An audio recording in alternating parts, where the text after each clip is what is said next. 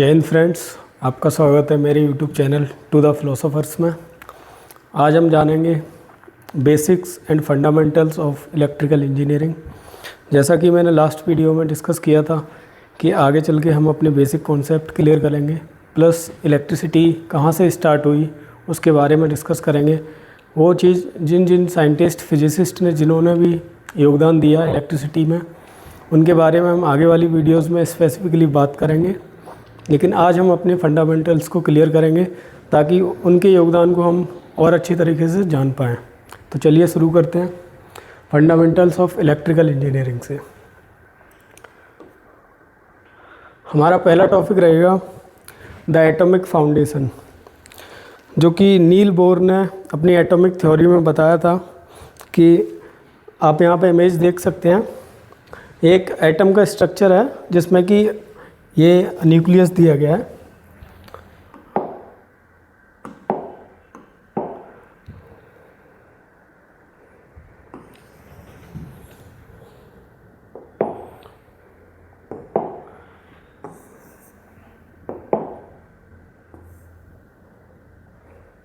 यहाँ आप देख सकते हैं न्यूक्लियस दिया गया है। न्यूक्लियस एटम का पार्ट होता है। The centre of the atom is nucleus. Nucleus consist of electrons and protons and neutrons, जो कि आप देख सकते हैं यहाँ पर। प्रोटॉन्स पॉजिटिवली चार्ज होते हैं, न्यूट्रॉन्स न्यूट्रल होते हैं, उनमें कोई चार्ज नहीं होता। एटम के आउटर सेल्स में, ऑर्बिट्स में इलेक्ट्रॉन्स रिवॉल्व करते हैं, जैसे कि आप यहाँ देख सकते हैं। Green circles are electrons and आप यहाँ पे नंबर देख सकते हैं।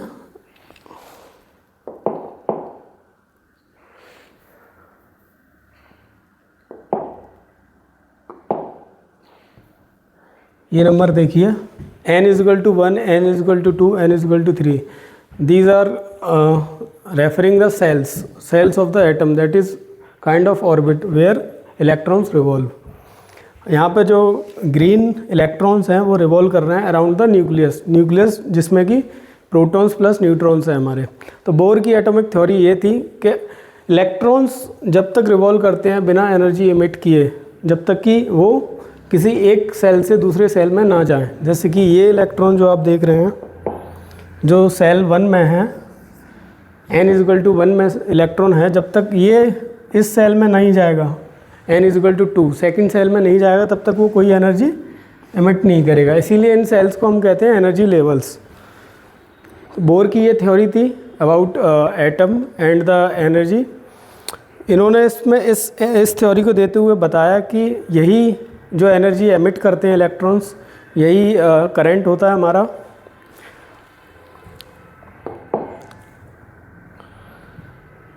यहाँ आप देख सकते हैं प्रोटॉन्स, न्यूट्रॉन्स और इलेक्ट्रॉन्स को दिया गया है, डिफाइन किया गया है। प्रोटॉन्स हमारे पॉजिटिवली चार्ज पार्टिकल्स होते हैं, न्यूट्रॉन्स हमारे न्यूट्रल पार्टिकल्स होते हैं, जो कि दोनों ही हमारे न्यूक्लियस में होते हैं एटम के, और इलेक्ट्रॉन्स नेगेटिवली चार्ज पार्टिकल्स होते हैं। प्रोटॉन के अगर मास की बात करें, it will be 1.67 into 10 to the power 27 kg, ये इसका मास होता है। जो और न्यूट्रल का भी मास सेम होता है प्रोटॉन के, लेकिन जो इलेक्ट्रॉन होता है that is less than protons. Protons काफ़ी हैवी, प्रोटॉन्स का मास जो होता है वो काफ़ी हैवी होता है, जिसकी वजह से वो स्ट्रॉन्ग न्यूक्लियर फोर्स की वजह से वो न्यूक्लियस के अंदर रहते हैं न्यूट्रॉन्स के साथ, जबकि इलेक्ट्रॉन्स हमारे लाइट होते हैं और वो रिवॉल्व करते हैं ऑर्बिट और सेल्स में। इलेक्ट्रॉन्स का मास है 9.11 into 10 to the power 31 kg। आगे चलते हैं। आगे बात आती है हमारे इलेक्ट्रिक चार्ज की। चार्ज का अगर मैं अपनी डेफिनेशन बताऊं तो आपको, charge is something that is possessed on a body when it loses और गेन्स इलेक्ट्रॉन्स। जब कोई वस्तु अपनी बॉडी से इलेक्ट्रॉन्स या तो निकालती है या उसके अंदर इलेक्ट्रॉन्स आते हैं, तब उस कंडीशन में हम कहते हैं उस बॉडी पर कोई चार्ज आया है। चार्जेस दो तरीके के होते हैं, पॉजिटिव चार्ज और नेगेटिव चार्ज, जिसका कि हमने देखा था कि उनको डिफ़ाइन किया है पिछले जो हमने फिजिसिस्ट पढ़े थे, उन्होंने डिफ़ाइन किया था कि चार्जेस दो तरीके के होते हैं, यहाँ पर एक डेफिनेशन चार्ज की दे रखी है, that is charge is a fundamental property of matter that causes it to experience a force in an electromagnetic field. It is an intrinsic property of matter responsible for electric forces. यहाँ पर charges की दूसरी definition दे दी, जो कि अगर मैं आपको explain करूँ तो कुछ इस तरीके से दिखेगी.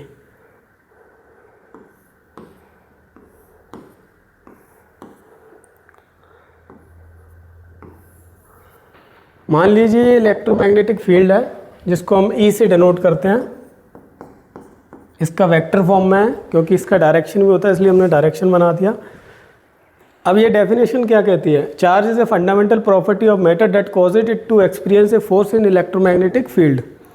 अगर मान लीजिए अगर यहाँ पे मैं कोई भी सब्सटेंस रख दूँ या ऑब्जेक्ट रख दूँ जिस पर कोई चार्ज नहीं है, जब तक कि किसी बॉडी से इलेक्ट्रॉन जाते नहीं हैं आते नहीं, तब तक चार्ज वो body said to be neutral, उस पर कोई चार्ज नहीं होता. लेकिन जब हमने इलेक्ट्रोमैग्नेटिक फील्ड में इसको रखा तो चार्ज वो प्रॉपर्टी है जिसकी वजह से इलेक्ट्रोमैग्नेटिक फील्ड की वजह से जो बॉडी पर चार्ज आ जाएगा. जब अगर ये वेरिंग मैग्नेटिक फील्ड रहेगा तो यहाँ इस बॉडी पर इलेक्ट्रॉन्स लूज़ कर लेगी या गेन कर लेगी और इस पर चार्ज आ जाएगा. आगे चार्ज के हम क्वांटाइजेशन पर जाते हैं. Quantization of charge is simply Q is equal to NE plus minus. तो यहाँ पे आप देख सकते हैं charge comes in discrete packets. The smallest unit is the elementary charge. E is equal to 1.602 into 10 to the power minus 19 coulomb. यहाँ पर charge की वैल्यू बताइए कि charge 1.602 into 10 to the power minus 19 coulomb charge होता है एक electron पर. Charges यहाँ पे हमने कोई सिंबल नहीं बनाया है, ना ही नेगेटिव ना ही पॉजिटिव, क्योंकि प्रोटॉन और इलेक्ट्रॉन्स पर सेम चार्ज होता है. प्रोटॉन्स पर पॉजिटिव चार्ज होता है, वैल्यू सेम रहती है. इलेक्ट्रॉन्स पर नेगेटिव चार्ज होता है, वैल्यू सेम रहती है.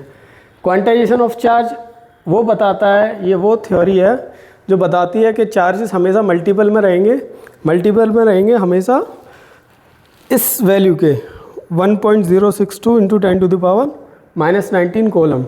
इस वैल्यू के मल्टीपल में जब भी किसी भी बॉडी पर चार्ज आएगा, या तो चार्ज गेन करेगी या बॉडी चार्जेस लूज़ करेगी, उस कंडीशन में जो चार्जेस का वैल्यू होगी वो इसके मल्टीपल में होगी. Q is charge, N is number of electrons and this is charge on electrons, either positive और negative. Second is conservation of charge, जो हमने पिछली वीडियो में पढ़ा था. फिजिसिस्ट थे, उन्होंने कंजर्वेशन ऑफ चार्ज की थ्योरी दी. ये थ्योरी कहती है कि charges can neither be created nor be destroyed but they can be transferred from one object to another.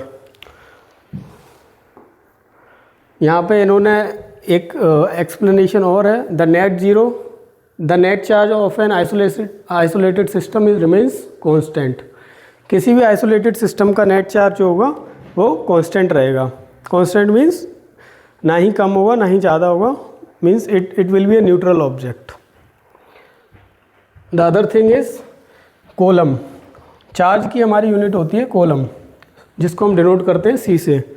1 coulomb is the charge transported by a constant current of 1 ampere in 1 second. यहाँ definition क्या कह रही है कि 1 coulomb of charge वो value है current की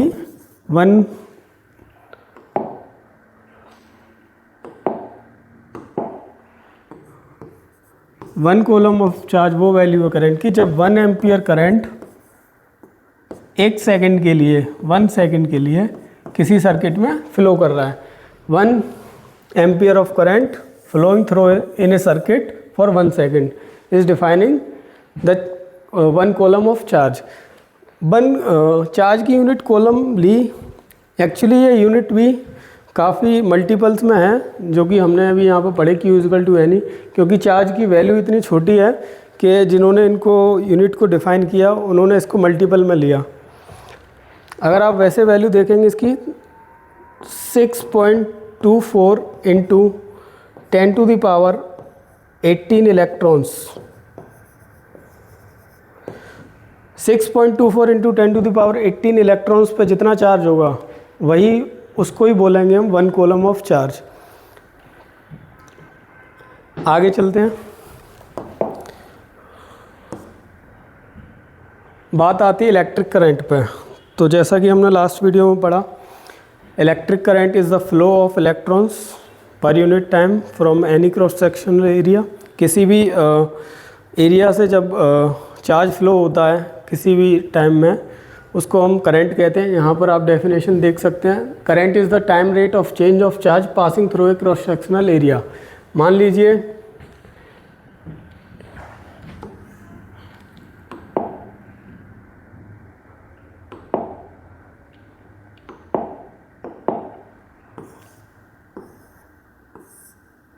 ये मैंने कंडक्टर ले लिया,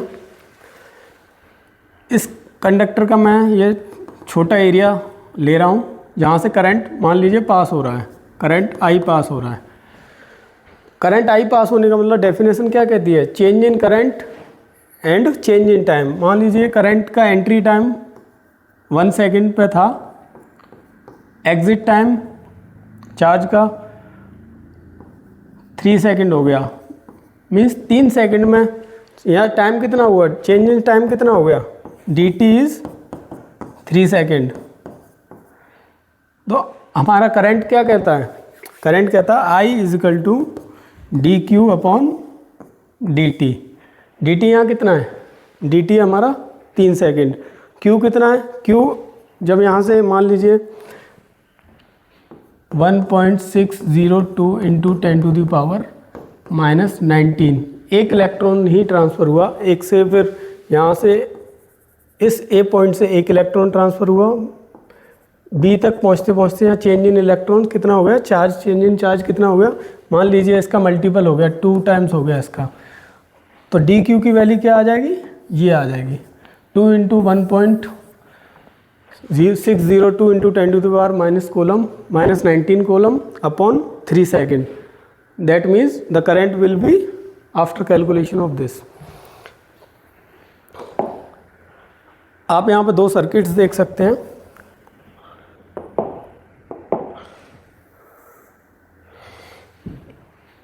जो मैंने पिछली वीडियो में भी बताया था कि कन्वेंशनल करंट और एक्चुअल फ्लो ऑफ इलेक्ट्रॉन्स का डायरेक्शन अपोजिट होता है।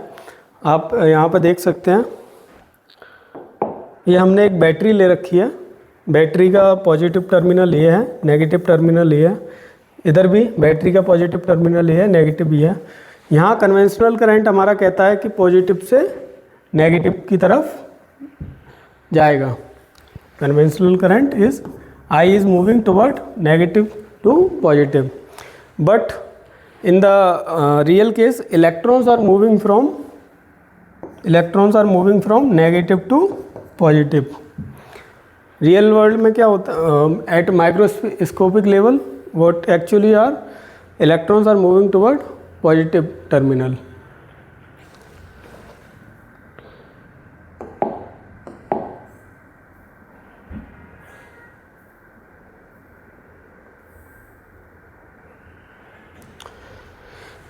टाइप्स ऑफ करंट, यहाँ आप देख सकते हैं टाइप्स ऑफ करंट।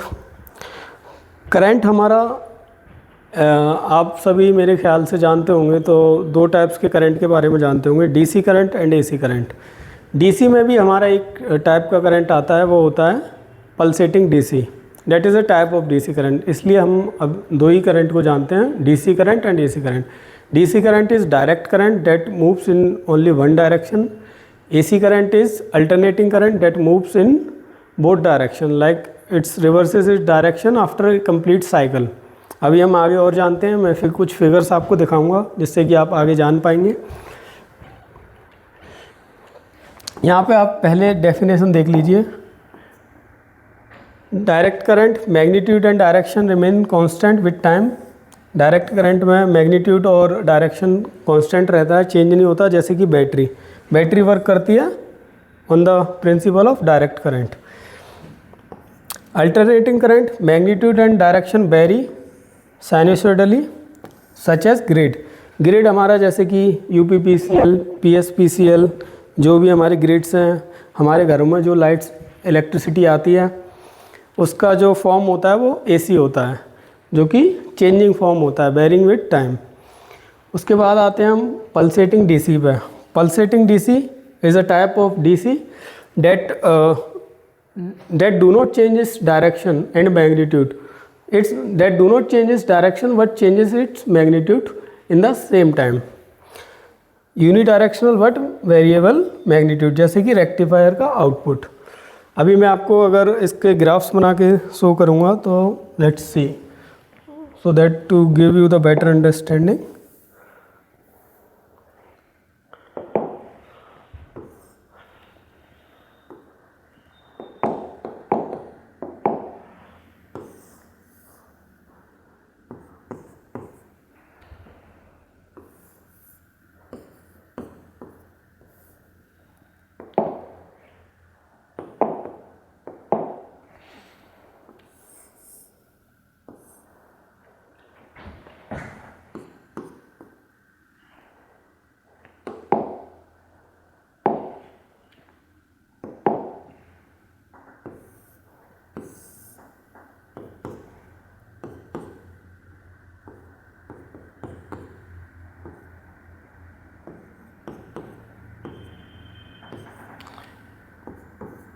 अभी मैं आपको डीसी का ग्राफ बना के शो कर रहा हूँ। डीसी में मैंने वाई एक्सिस पर करंट को रिप्रेजेंट कर रहा हूँ, एक्स एक्सिस पर मैं टाइम को रिप्रेजेंट कर रहा हूँ। डीसी का जो डायग्राम बनेगा वो इट्स सिंपल, ये लाइन बनेगी। मान लीजिए अगर इसका करंट की वैल्यू 1 एम्पियर है तो मैग्नीट्यूड टाइम के साथ सेम रहेगा, डायरेक्शन चेंज नहीं होगा, like this. It is representing that magnitude and direction of DC current is same. It is going in the same axis like x. समय के साथ साथ ये बदल नहीं रहा है करंट। अगर ये बदलता तो ये दूसरे कोऑर्डिनेट्स में चला जाता। AC करंट का अगर मैं आपको शो करूं तो this will y will be our current, x will be our x will be our time.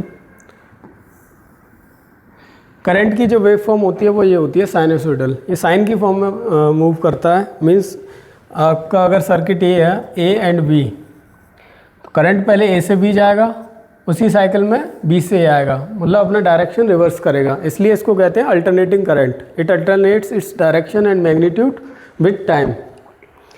ये यहाँ पे मान लीजिए ये आपका 90 degree π/2, this is pi, this is 3π/2 and this is 2π।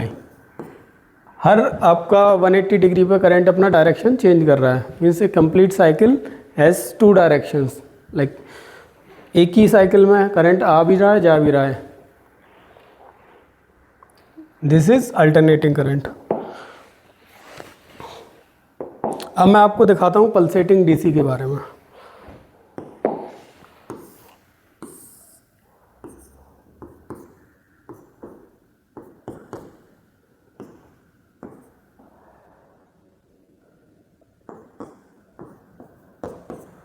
Pulsating DC will be like this. ये क्या कर रही है, अपना मैग्नीट्यूड चेंज कर रही है। करंट की वैल्यू क्या है यहाँ पर, करंट यहाँ से स्टार्ट हुआ लेकिन ये कहाँ तक जा रहा है, ये यहाँ तक आ रहा है ऊपर। मान लीजिए यहाँ पे 2 एम्प है तो यहाँ से 2.1 एम्प हो रहा है, और ये बार बार वही अपनी मैग्नीट्यूड में चेंज कर रहा है। तो ये क्या हो गया हमारा पल्सेटिंग डीसी। मीन्स इसने अपना डायरेक्शन रोटेशन नहीं हुआ इसका, नहीं इसने अपना अल्टरनेट किया डायरेक्शन को, लेकिन क्या किया कि इसका मैग्नीट्यूड चेंज हो रहा है करंट टाइम के साथ साथ, तो इसको कहते हैं pulsating DC. Direction is same,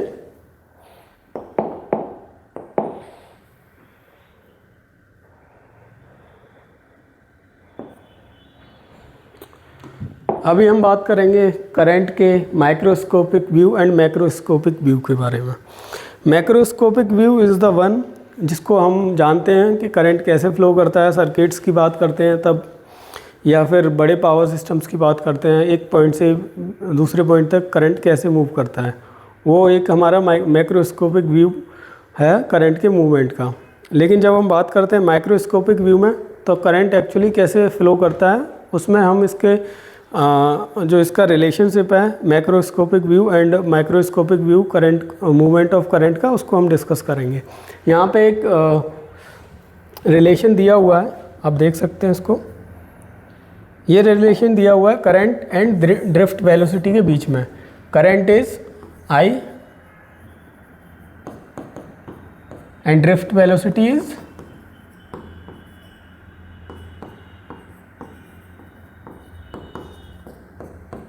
VD। यहाँ आप दोनों ही देख सकते हैं terms, this is VD, this is current. यहाँ पर हमने जो फॉर्मूला है ये I = NA/Q/VD। यहाँ पर करंट का रिलेशन बताया है ड्रिफ्ट वेलोसिटी के साथ। तो जो हम वैसे करंट को जानते हैं, करंट का फॉर्मूला अगर ओम्स लॉ के हिसाब से देखें तो V = IR, I = V/R होता है। लेकिन अगर माइक्रोस्कोपिक लेवल पर देखेंगे तो ये ड्रिफ्ट वेलोसिटी के रिलेशन में ये रिप्रेजेंट करता है। इस फॉर्मूले में हम देख रहे हैं कि जैसे कि यहाँ आप वो देख सकते हैं, इसकी नोटेशन देख सकते हैं। N रिप्रेजेंट कर रहा है चार्ज डेंसिटी को। चार्ज डेंसिटी क्या है? Number of free electrons per unit volume. 1 metre cube या 1 सेंटीमीटर क्यूब में मान लीजिए एक कंडक्टर है, दिस इज़ अ कंडक्टर जिसमें कि काफ़ी सारे इलेक्ट्रॉन्स हैं। ये मैं इलेक्ट्रॉन्स रिप्रेजेंट कर रहा हूँ, ये इलेक्ट्रॉन्स हैं, इलेक्ट्रॉन्स मूव कर रहे हैं। तो number of free electrons per unit volume, एक यूनिट वॉल्यूम में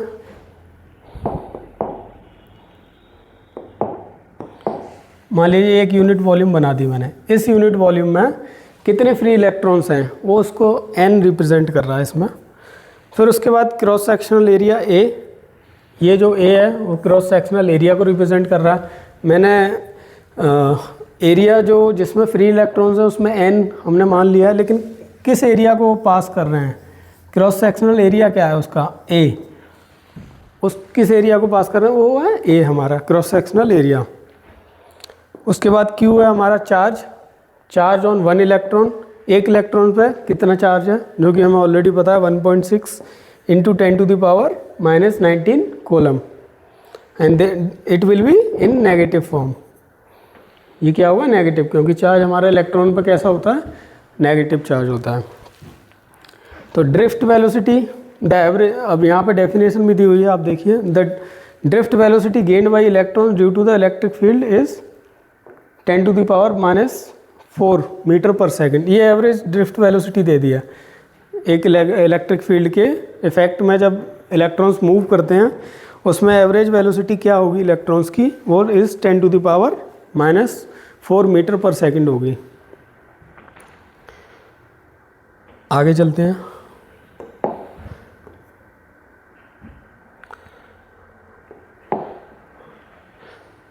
यहाँ हम बात करेंगे द वाटर एनालॉजी।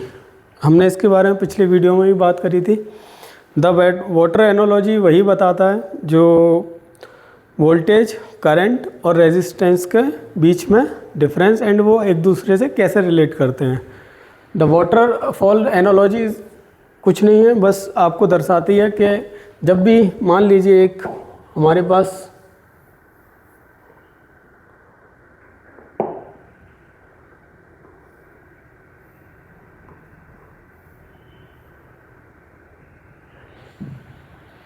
दो टैप हैं, दो सरफेसेस हैं A एंड सरफेस B।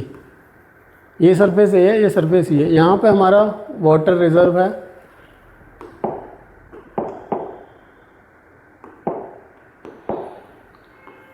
यहाँ पर हमारा वाटर रिजर्व है, यहाँ पे हमारा वाटर कलेक्टर है।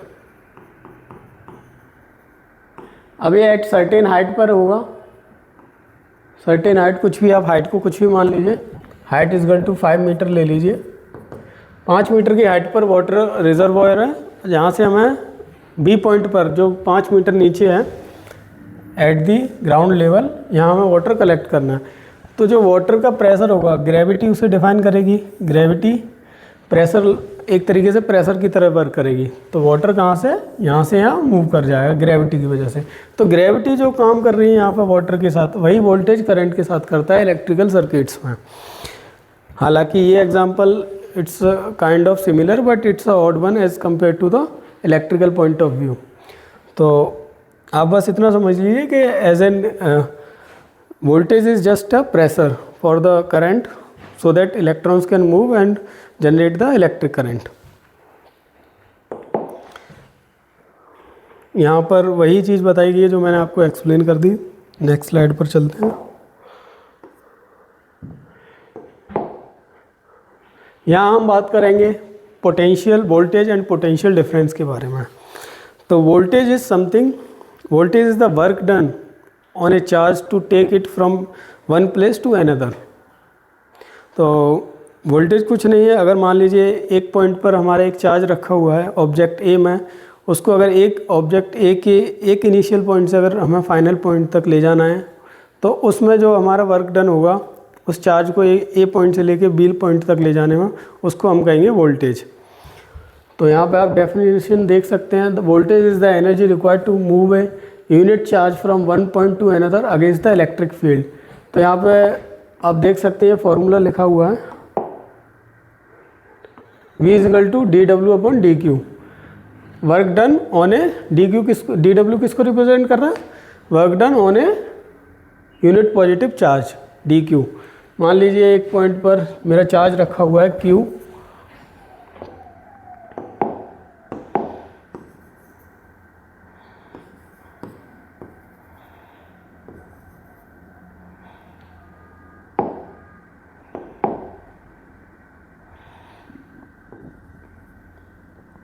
क्यू चार्ज को अगर मुझे ए पॉइंट से बी पॉइंट पर मूव कराना है, तो उसमें जो मैं डी डब्ल्यू वर्क करूँगा उस चार्ज को मूव कराने में, उसको कहेंगे हम वोल्टेज। वोल्टेज बस यही है, it's just the pressure that is needed to move a unit positive charge from one point to another. अब हम यहाँ पे बात करेंगे पोटेंशियल डिफरेंस के बारे में। EMF, electromotive force and potential difference क्या क्या चीज़ें होती हैं। तो यहाँ पे आप देख सकते हैं, यहाँ पे जो फिगर शो कर रहा है, एक वाटर लेवल, यहाँ पर भी वाटर लेवल का एग्जांपल लिया है हम लोगों ने। तो यहाँ पर क्या है, इसमें वाटर लेवल आप देख सकते हैं, मान लीजिए इसकी हाइट वाटर लेवल की इससे ज़्यादा है, x टाइम्स ज़्यादा है, ठीक है। x टाइम मीन्स 10 मीटर ले लीजिए, वॉल्यूम इसका 10 मीटर क्यूब, ये वॉल्यूम आपने ले लिया सपोज। इसमें हमने वॉल्यूम ले लिया 5 मीटर क्यूब, इसका वॉल्यूम इससे कम है, plus there is a height difference in both of them.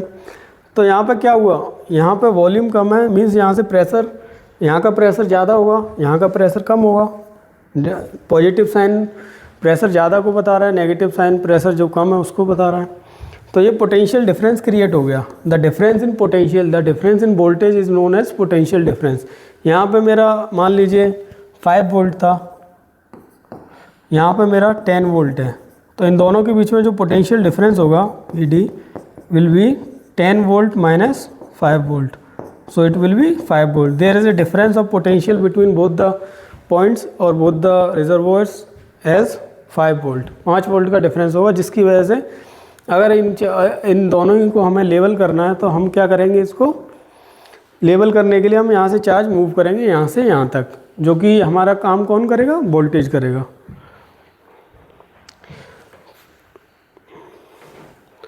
फिर आते हैं हम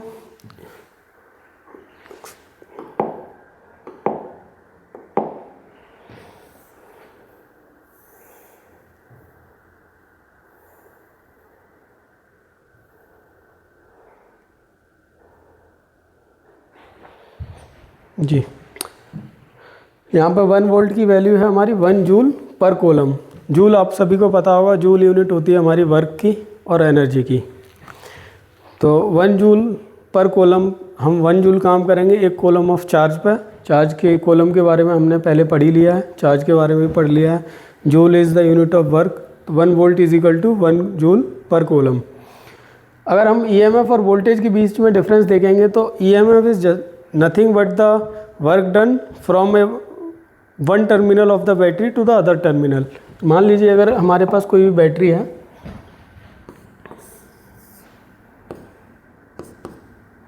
जिसका ये पॉजिटिव टर्मिनल है, ये नेगेटिव टर्मिनल है। अगर मैंने यहाँ से कोई भी लोड कनेक्ट कर दिया, जिसका रेजिस्टेंस R है, ये 10 वोल्ट की बैटरी मान लीजिए आप, 10 to 12 वोल्ट मान लीजिए। और अगर मैंने यहाँ पे बैटरी से कनेक्ट कर दिया तो EMF is just the voltage that is applied to the to take a unit positive charge from this point to this। दोनों ही एंड टर्मिनल्स पे चार्ज को मूव कराने के लिए हम EMF का यूज़ करते हैं। यहाँ पे आप डेफिनेशन देख सकते हैं, EMF is the energy supplied by a source battery per unit charge.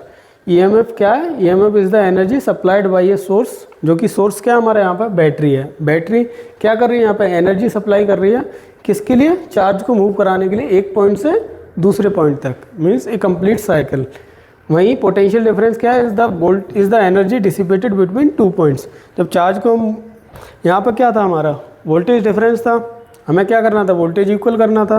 Voltage equal करेंगे तो एक पॉइंट से जहाँ पर ज़्यादा पोटेंशियल होगा वहाँ से हम कम पोटेंशियल की तरफ जाएंगे, तो वहाँ क्या होगा? Power dissipation. उसी को यहाँ पर बताया पोटेंशियल डिफरेंस के लिए।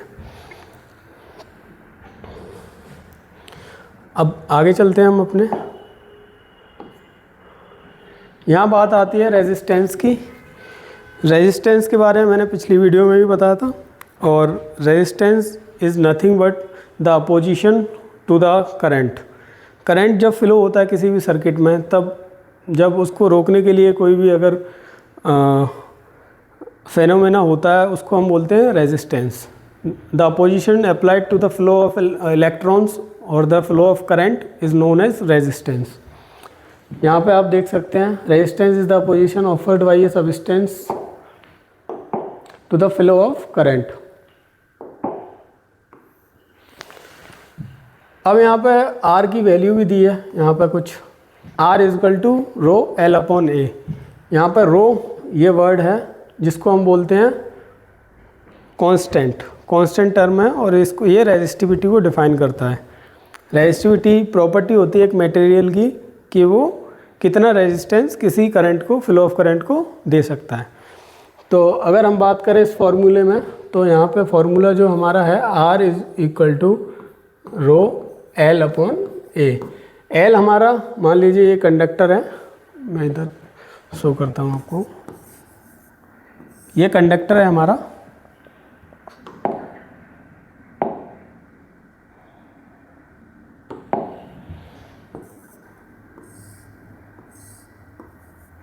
ये कंडक्टर है हमारा, कॉपर कंडक्टर मान लीजिए, इसकी लेंथ है एल। इसका एरिया ऑफ क्रॉस सेक्शन जो यहाँ पे ए दिया है वो एरिया ऑफ क्रॉस सेक्शन है, ये है ए, और प्लस इसकी रेजिस्टिविटी मान ली हमने रो, रेजिस्टेंस इसका आर हो गया। तो रेजिस्टेंस का फॉर्मूला ये डिफाइन करता है कि resistance is directly proportional to the length, resistance is inversely proportional to the area. ये फॉर्मूला ये डिफाइन करता है जब अगर किसी भी कंडक्टर की लेंथ बढ़ा रहे हैं हम, तो रेजिस्टेंस क्या हो जाएगा? अगर लेंथ बढ़ेगी तो रेजिस्टेंस क्या हो जाएगा? रेजिस्टेंस भी बढ़ेगा। अगर एरिया बढ़ा देंगे, एरिया ऑफ क्रॉस सेक्शन बढ़ा देंगे, तो एरिया बढ़ाने पर क्या है? Inversely proportional to area, resistance is inversely proportional to area. अगर एरिया बढ़ा देंगे हम, तो अगर एरिया बढ़ाएंगे तो रेजिस्टेंस कम हो जाएगा, क्योंकि वो इन्वर्सली प्रोपोर्शनल है। तो ये फॉर्मूले से हमें पता चलता है कि सर्किट्स में अगर कोई भी कंडक्टर है, कंडक्टर का अगर हम एरिया बढ़ा देते हैं तो उसका रेजिस्टेंस कम हो जाता है, जिससे कि हमारा करंट इजीली फ्लो कर पाता है। और अगर हम लेंथ बढ़ाते जाते हैं, एरिया ऑफ क्रॉस सेक्शन वही रखते हैं, तो वो रेजिस्टेंस भी बढ़ता जाएगा। यहाँ पे आपको डेफिनेशंस हैं कुछ।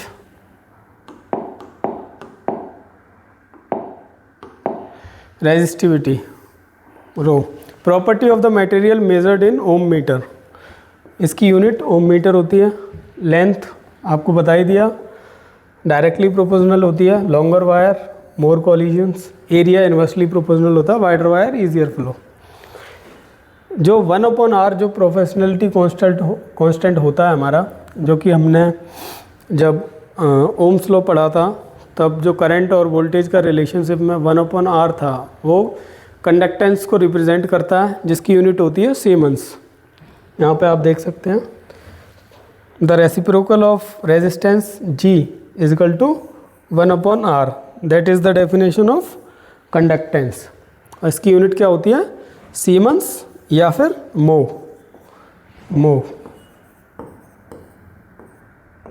उसको हम कुछ ऐसे रिप्रेजेंट करते हैं।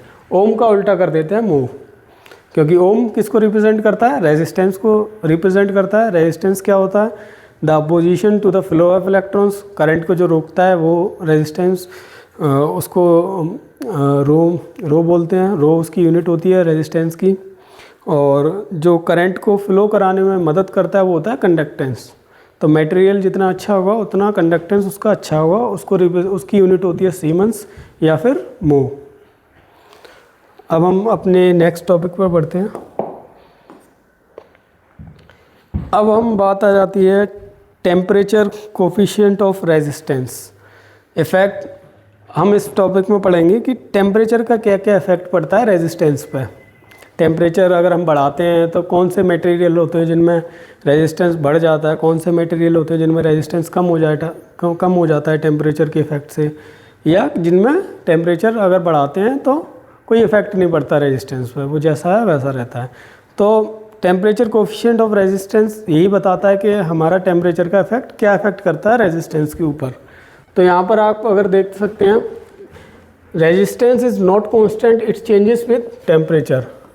यहाँ पहली लाइन में लिखा हुआ है रेजिस्टेंस कांस्टेंट नहीं होता, टेम्परेचर के साथ साथ चेंज होता रहता है उन मटेरियल्स का जिन पे ये एप्लीकेबल है। कुछ मटेरियल्स ऐसे भी होते हैं जिन पे ये इफेक्ट नहीं करता। यहाँ पे इसका आपको रिलेशन दिया रखा है, R T equal to R naught bracket 1 plus alpha delta T. Alpha delta T, alpha is temperature coefficient of resistance, यही वो कांस्टेंट है टेम्परेचर का जो रेजिस्टेंस पे इफेक्ट करता है, और यही प्रोपोर्शनलिटी कांस्टेंट है यहाँ पर। Delta T is the change in temperature, ये सीधा फार्मूला है हमारे आर टी।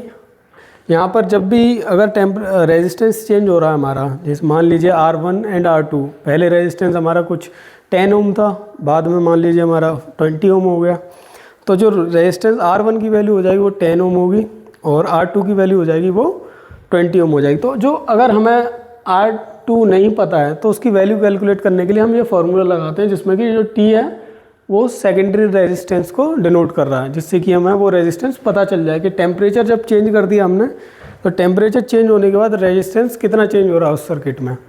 तो ये फार्मूला वो बता रहा है R0 is the initial temperature, RT is the final temperature, और 1 plus alpha delta T is the, alpha is the constant and delta T is the change in temperature.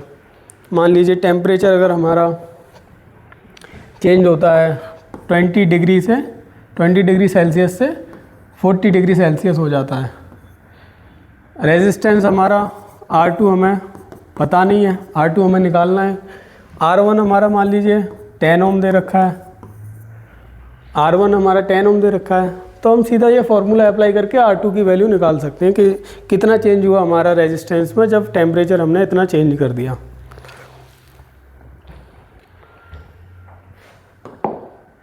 अभी बात आती है PTC, टाइप्स ऑफ मटेरियल, हमारे कितने तरह के materials होते हैं और इसमें टेम्परेचर कोफिशिएंट ऑफ रेजिस्टेंस का क्या क्या इफेक्ट पड़ता है।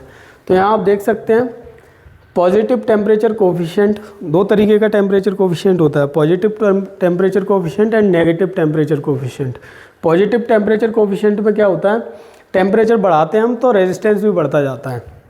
यहाँ पे हमने एग्जांपल भी दे रखे हैं, जैसे कि मेटल्स, कॉपर, एल्युमिनियम, जिनमें क्या होता है अगर हम टेम्परेचर बढ़ा देंगे, टेम्परेचर को इंक्रीज़ कर रहे हैं, मान लीजिए 20 डिग्री से 40 डिग्री कर दिया, तो रेजिस्टेंस क्या हो जाएगा, रेजिस्टेंस भी बढ़ जाएगा। रेजिस्टेंस बढ़ जाएगा तो क्या होगा, करंट हमारा स्लो फ्लो करेगा, मतलब अपोजिशन प्रोवाइड करेगा रेजिस्टेंस, तो करंट को भी वो इफेक्ट करेगा।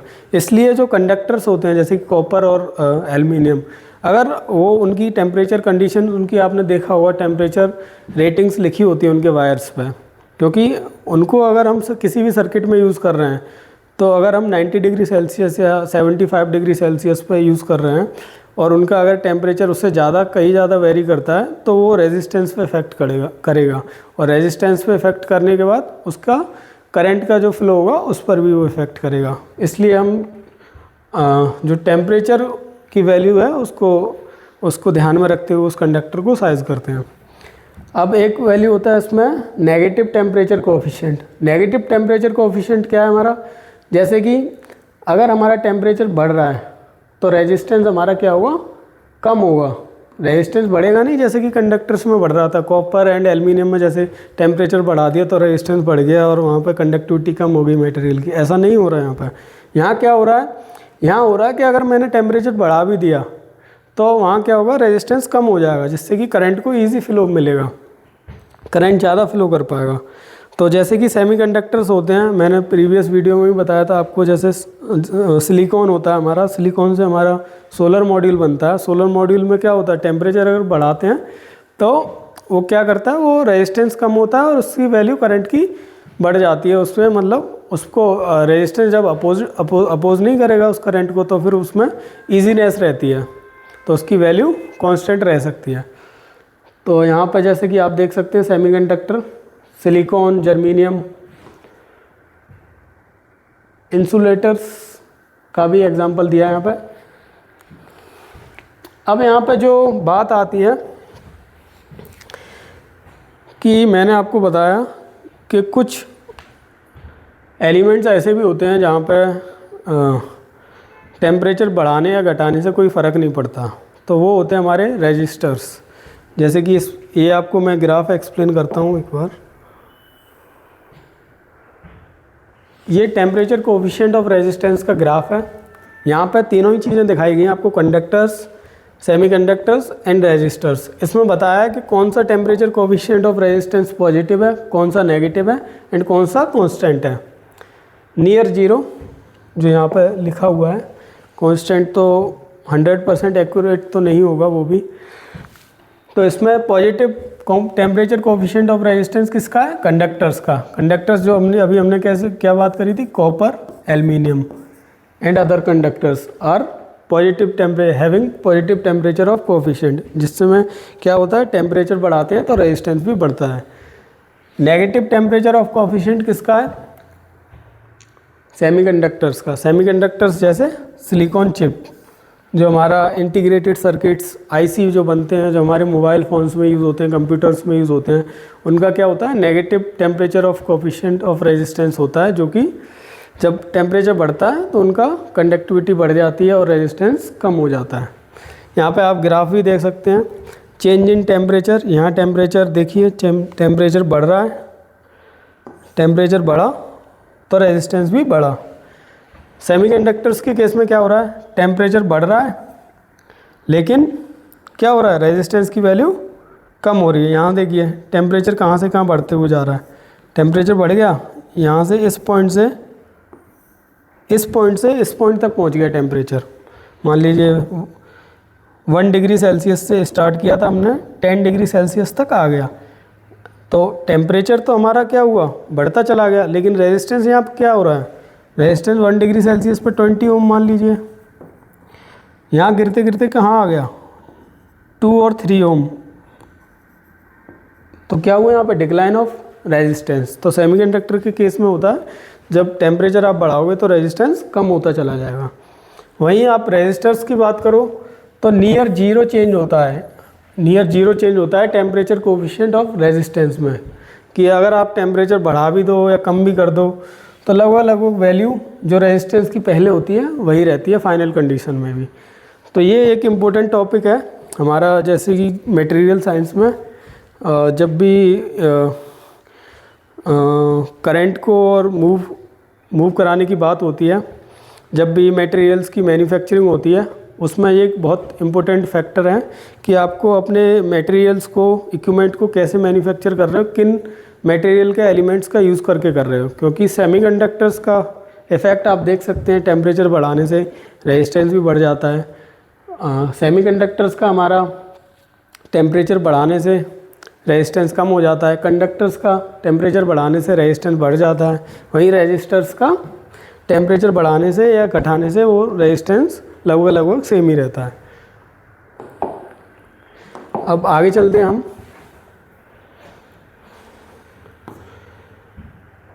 अब हम बात करेंगे ओम्स लॉ के बारे में, जो हमने पहले भी बात कर चुके हैं, थोड़ा अब डिटेल में कर लेंगे।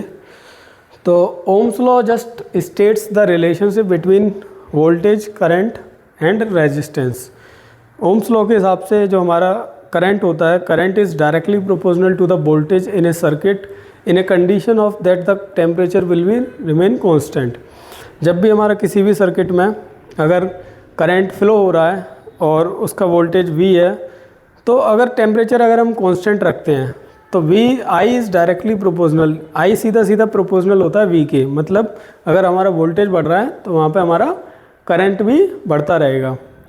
तो ये ओम्स ने अपना, जो हमने बात करी थी जॉर्ज साइमन ओम के बारे में, वही साइंटिस्ट थे, फिजिसिस्ट थे जिन्होंने इस टर्म को दिया और इसका इन्वेंशन किया और वी कैन से डिस्कवरी की। तो Ohm's law states that current flowing in a circuit is directly proportional to V। जब इसका हम मैथमेटिकल एक्सप्रेशन निकालते हैं तो V upon R implies V is equal to IR। ये बेसिक टर्म है जो हमें पता है, V is equal to IR। यहाँ पे हमारा one upon R is proportionality constant, ये हमारा प्रोपोर्शनैलिटी कांस्टेंट है।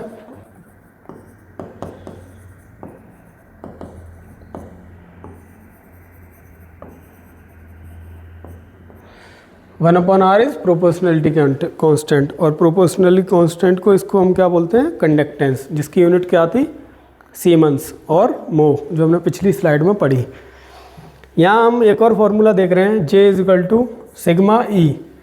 J is equal to sigma E मेरे ख्याल से आपने पहली बार सुना होगा रेजिस्टेंस के टर्म्स में, अगर आप इलेक्ट्रिकल इंजीनियरिंग के स्टूडेंट नहीं हैं तो।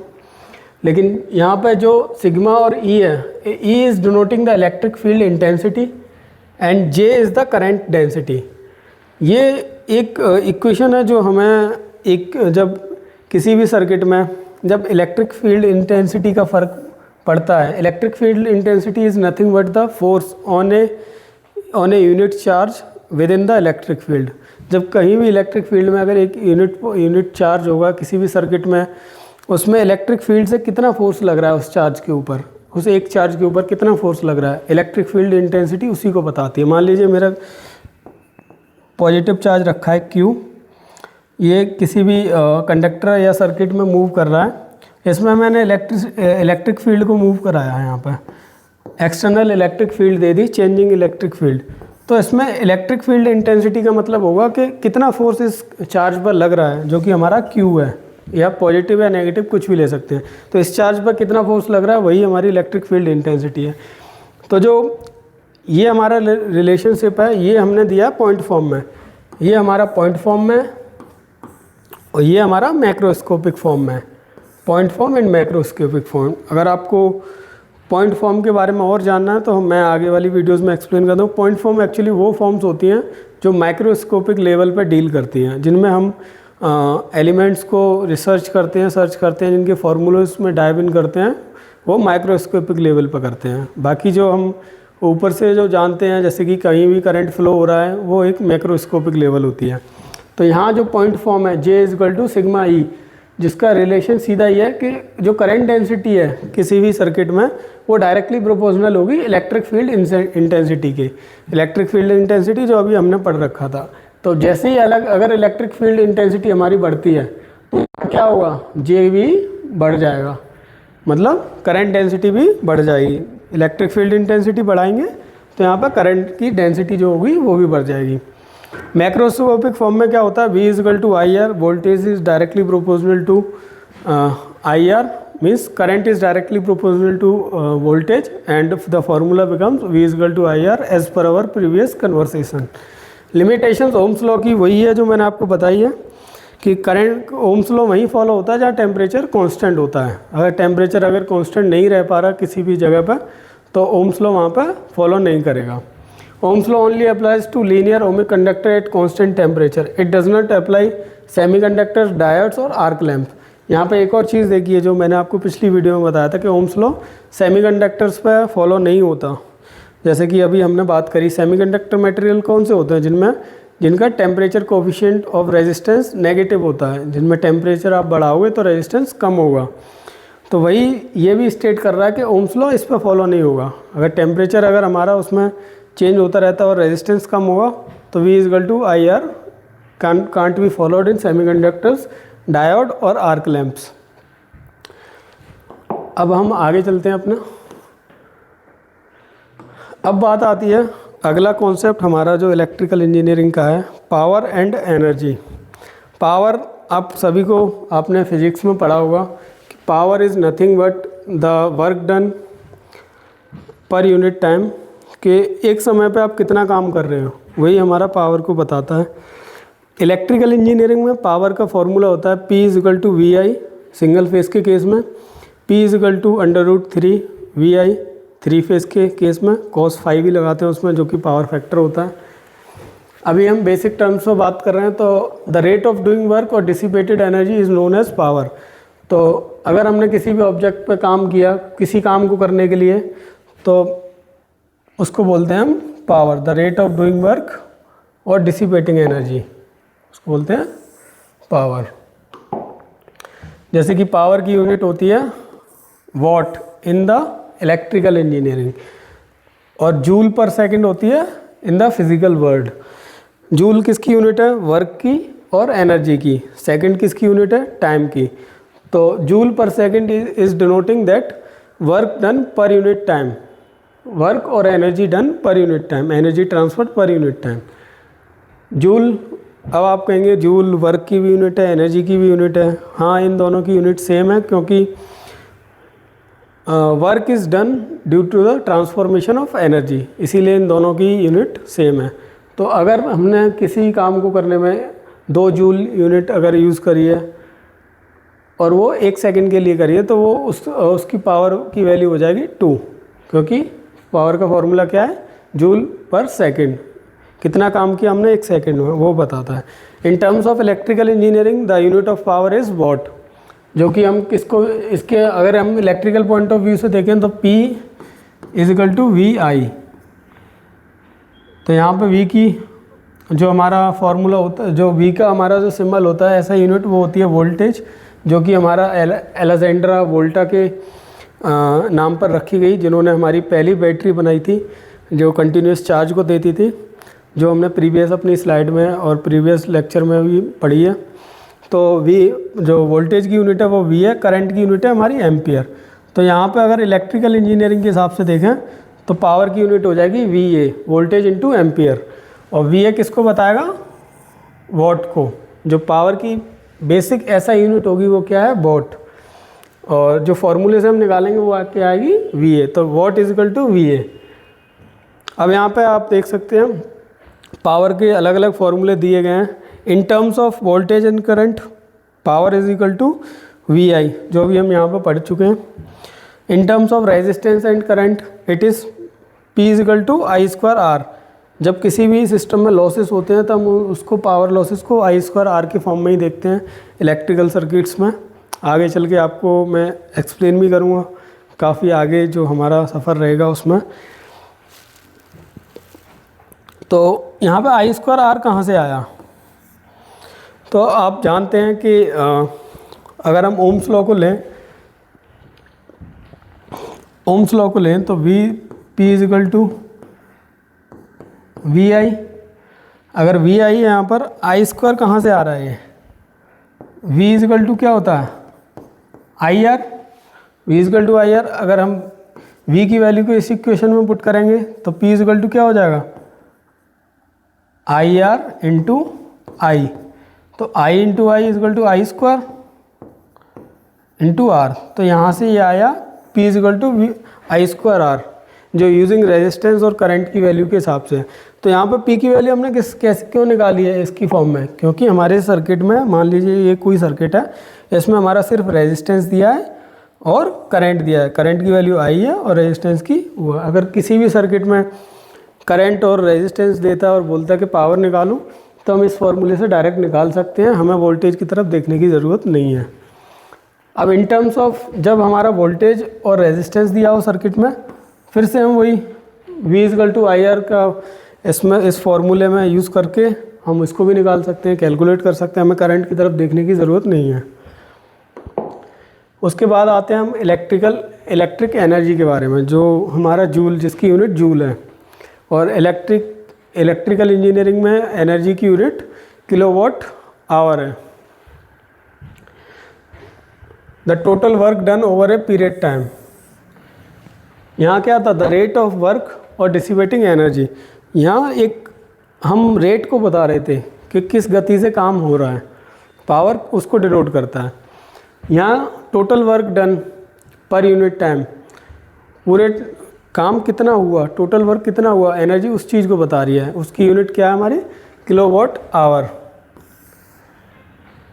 अब यहाँ पे हमारी पावर की यूनिट होती है वाट। वाट को अगर टोटल वर्क में निकालते हैं, ये वाट हो गया। किलोवाट हम जस्ट हमने एक बड़े लेवल पे ले लिया उसको यूनिट को, क्योंकि अगर वाट एक छोटी यूनिट होती है उसको मल्टीप्लाई बाई 1000 कर देंगे तो वो किलोवाट बन जाता है। इसलिए हम एनर्जी की यूनिट हमने किलोवाट आवर लिया। तो power into time is equal to energy, E is equal to P into T. Energy क्या है, simply multiplication of power into time. किस रेट पे काम हो रहा था हमारा और उस रेट को हमने टाइम से मल्टीप्लाई कर दिया कि कंटिन्यूस वर्क कितना हो रहा है, जिससे कि हमारा टोटल वर्क निकल सके। वही हमारा एनर्जी को बताता है। यहाँ पे आप एनर्जी के फॉर्मूले देख सकते हैं।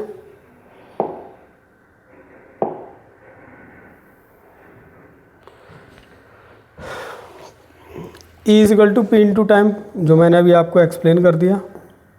इसकी यूनिट होती है एनर्जी किलोवाट आवर और जूल। जूल भी एनर्जी की यूनिट होती है, जो अभी हमने पहले ही पढ़ चुका था। वर्क और जूल की यूनिट सिर्फ वर्क और एनर्जी की यूनिट जूल होती है, क्योंकि work is done by the transformation of energy. तो यहाँ पे 1 किलोवाट आवर की हमें वैल्यू दी हुई है कि अगर हम जूल्स में निकालेंगे तो 3.6 इंटू 10 टू द पावर 6, ये 10 to the power 6, this is 10 to the power 6 joules.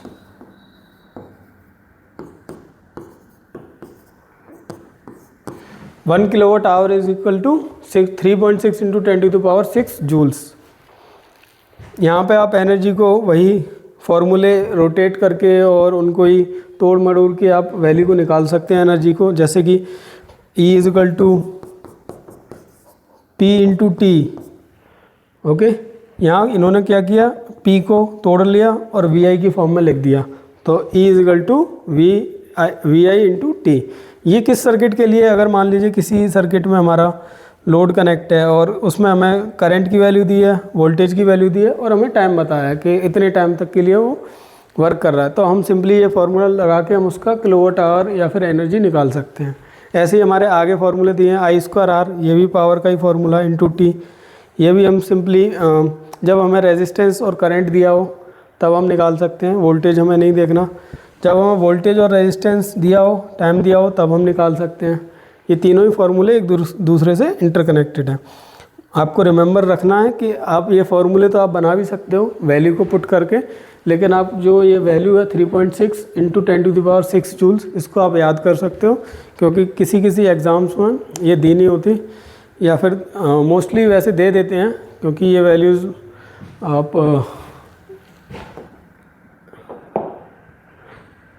अब आगे चलते हैं हम।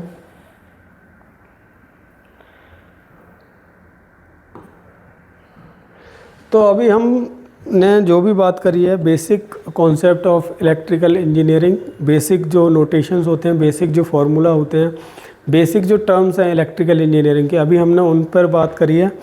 तो अभी एक तरीके से मैं समराइज़ करूँगा सारी चीज़ों को, जो यूनिट्स हैं वो हमने क्या क्या पढ़ी हैं। तो यहाँ पर आप चार्ज के बारे में हमने पढ़ा, चार्ज के बारे में हमने पढ़ा, हमने करंट के बारे में पढ़ा, हमने वोल्टेज के बारे में पढ़ा, रेजिस्टेंस के बारे में पढ़ा और पावर के बारे में पढ़ा, प्लस हमने एनर्जी के बारे में भी पढ़ा। एनर्जी यहाँ पे हमने मेंशन नहीं किया, मैं कर देता हूँ। और हमने एनर्जी के बारे में पढ़ा, जिसकी यूनिट क्या है, जूल, और उसको हम किलोवाट आवर में भी लिखते हैं। एनर्जी की यूनिट जूल भी है और किलोवाट आवर भी है। Kilowatt hour in terms of electrical engineering, joule as per the physical word. Formula आप यहाँ सभी का देख सकते हैं, charge is equal to I into T, क्योंकि आई का फार्मूला क्या होता है, change of charge per unit time. कितना चार्ज ट्रेवल कर रहा है क्रॉस सेक्शन एरिया से, या कितना चार्ज एक पॉइंट से दूसरे पॉइंट तक जा रहा है चेंज होते हुए पर यूनिट टाइम, उसको हम करंट बोलते हैं। तो ये चार्ज को उसी फॉर्म में लिख दिया I इंटू टी। करंट को V is equal to I R होता है, तो I is equal to V upon R की फॉर्म में लिख दिया, या change in current upon change in time की फॉर्म में लिख दिया, D Q upon D T और V अपॉन आर। ये हमारा V upon R is based on the Ohm's law और this is as per the basic interpretation of electrical current. Voltage हमारा आ जाता है, voltage I R as per Ohm's law और D W upon D Q as per our electrical concepts.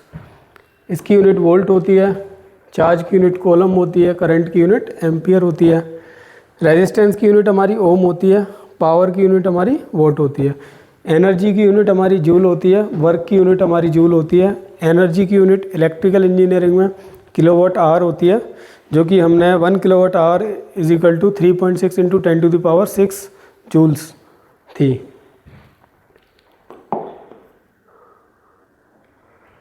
This value is written here. दोस्तों, आज की class को हम यहीं समाप्त करते हैं। आप लाइक शेयर सब्सक्राइब करिए अगर आपको और भी इंफॉर्मेशनल वीडियो देखनी है इलेक्ट्रिकल इंजीनियरिंग पे। मेरा चैनल है टू द फिलोसोफर्स, आप फॉलो कर सकते हैं, सब्सक्राइब कर सकते हैं और आगे और भी कंटेंट आएगा इसी टाइप का। और जैसा मैंने अपनी पहली वीडियो में बताया था कि मैंने इस चैनल की स्टार्टिंग इंडिया में टेक्निकल और टेक्नोलॉजिकल फील्ड में एडवांसमेंट के लिए करी है, ताकि जो आम जन है जिसको कि बेसिक्स नहीं पता है टेक्निकल टर्म्स के, उनको भी नॉलेज मिल सके और हमारा जो देश है वो टेक्नोलॉजिकल फील्ड में आगे बढ़ सके। कम से कम लोगों के बीच में वो सोच जानी चाहिए कि हाँ, हमें भी एडवांस होना है और बाकी देशों के कंपैरिजन में हमें भी आगे बढ़ना है टेक्निकल फील्ड में। आज वीडियो मैंने अपनी फंडामेंटल्स पे बनाई इलेक्ट्रिकल इंजीनियरिंग के।